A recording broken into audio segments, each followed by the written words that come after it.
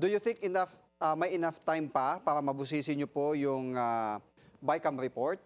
Dahil Friday na bukas at ang huling session nyo ay sa Monday para i-ratify ito.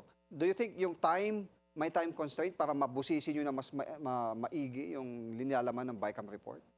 Hindi talaga sapat, no, pero kung kailangan na talagang hindi tayo matulog, no, para pag-aralan ito Mhm. at i-challenge talaga, no.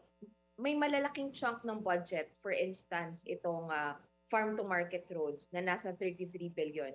Gusto natin ng kalsada na maghahatid talaga ng mga produce ng ating mga magsasaka tungo sa mga merkado, hanggang sa pagkain sa mesa, Mhm. sa hapagkainan ng mga Pilipino. No? Pero historically at ngayon na sumusulpot na rin na maski farm to market roads, ang dami ring mga ghost projects. Mhm. So, yan yung challenge. No? May mga developments naman sa anti-corruption investigation, pero ang isa talaga na pwede pa nating silipin ay itong mga corruption sa farm to market roads.